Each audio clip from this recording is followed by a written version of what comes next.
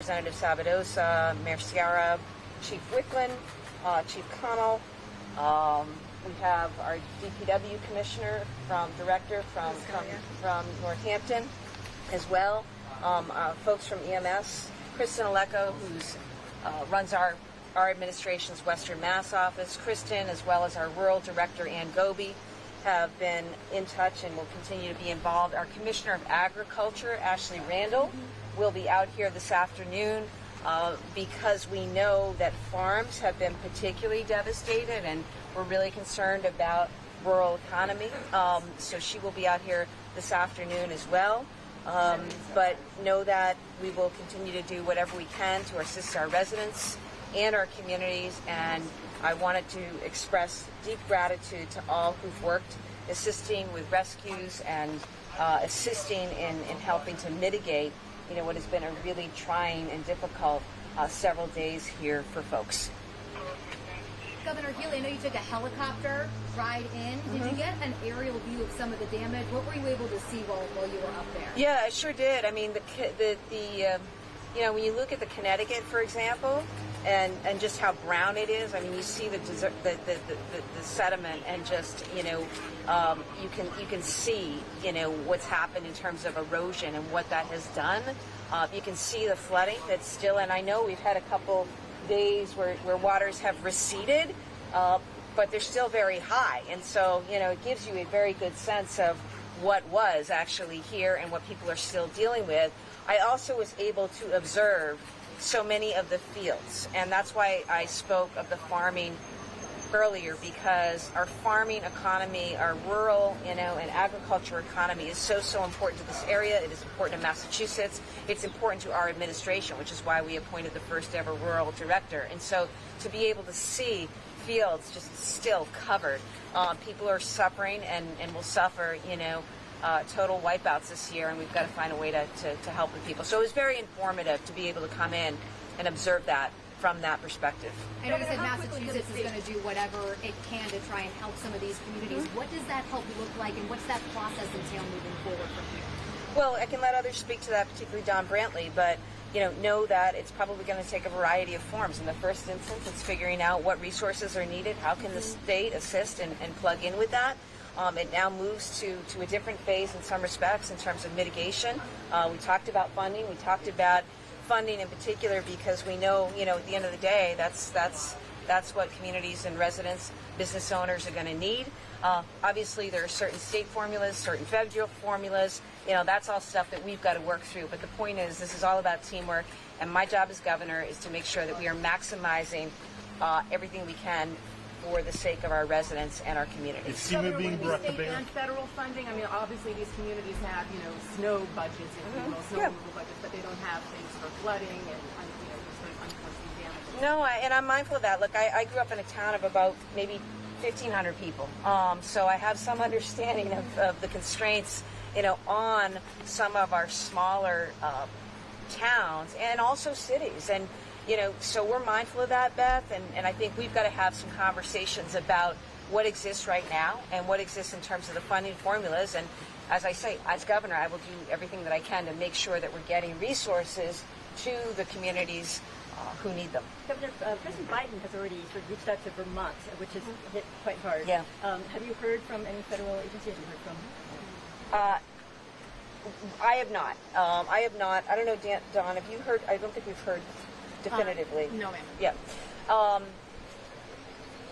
Obviously, the situation in Vermont is real catastrophic in certain instances, and I mean, I know the governor there has talked about the specter of that being far greater than Irene, and so we our hearts go out to the folks in Vermont right now.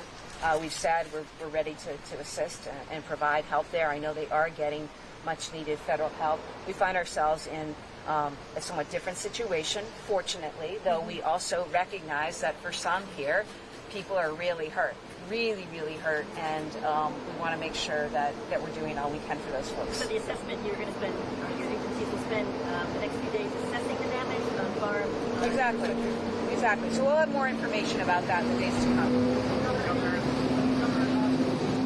where are you in terms of trying to get state funding, possibly Western Mass, and is a request for federal aid on the table as well? Well, I'm not going to foreclose anything. In terms of the current state of things, we continue to have discussions with our local officials and also MEMA about what needs to happen here. And, those discussions are ongoing. And as I say, we want to do whatever we can to make sure that we're assisting our communities. And what do you say to those residents all across Western Mass who are going through any kind of damage or flood situation right now? That I am so sorry. I am so sorry for the problems, the pain that people are experiencing. And some, have experienced real, true devastation in terms of loss of crops, loss of livelihood, potential loss of jobs, with all of that, as we're going to have to rebuild and recover. Things are very expensive. If you get a flooded basement and you have damage to your property, I mean, these are thousands and thousands of dollars, right? And people don't have that. And so I just want people to know the reason I am here and that my team is here and the team has been on the ground since this started. And shortly I'm going to go up to North Adams, which, as you know, that region has experienced also some real devastation, is because, our job in government is to make sure that we hear people, we see people, and that we communicate about ways to get after it and fix things. And people are going to need help with various kinds of mitigation as we go forward. And so, that's my message to the public. Last question. Governor, this damage happening not just in Western Mass, but in kind of far afield Western Mass, what are some extra challenges in responding to damage like this in this region of the state? Well, I think I can let the folks on the ground who know and live it day in and day out speak to that. But I think, part of it is infrastructure, and part of it is just,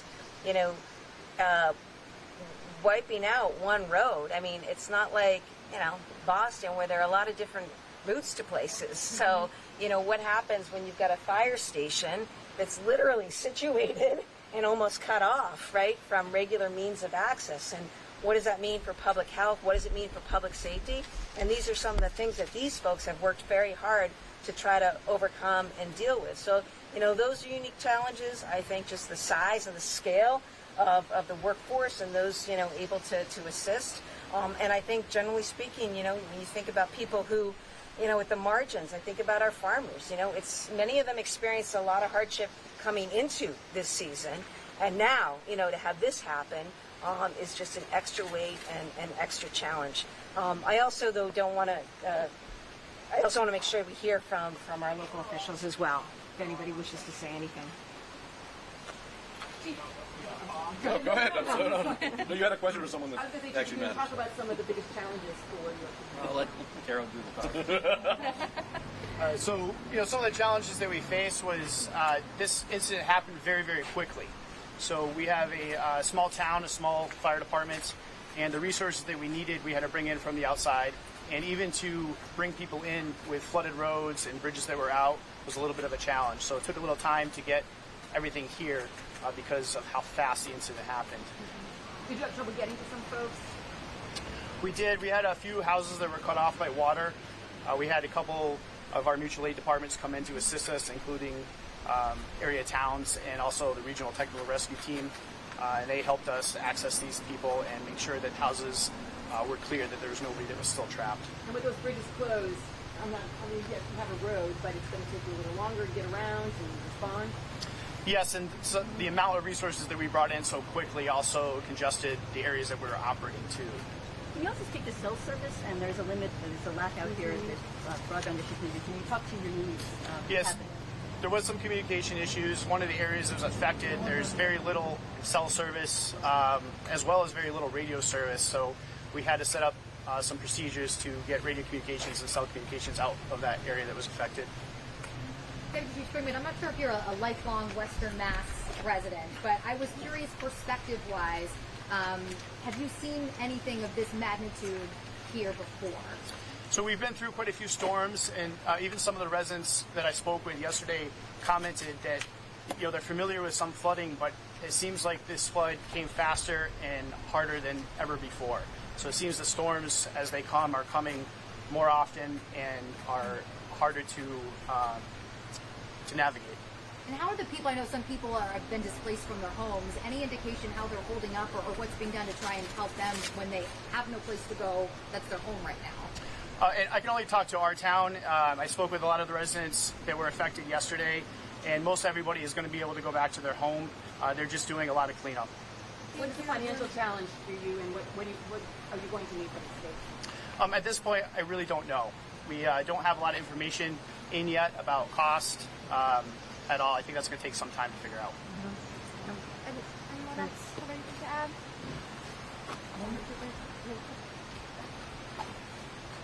Hey, good morning. The damage assessment process is underway. MEMA held a coordination call yesterday afternoon with all of the Western Mass communities, with their emergency management officials who are doing a phenomenal job, and it's our privilege to support and assist them any way we can. That damage assessment process will help us understand the scope and the scale of each financial that's happened. And from there, we can process determine may or may not. Does that process you have different cities to Local community leads their own damage assessment and provides to do that. So, aside full of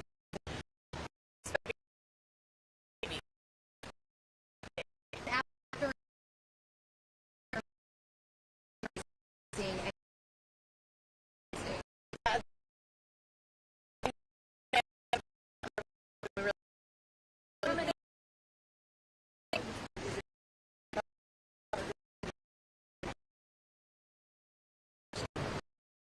So we declared states of emergency. A lot. One had repealed it yesterday, and a lot of communities have emergencies.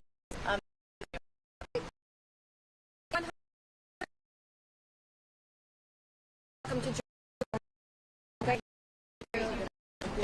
You go.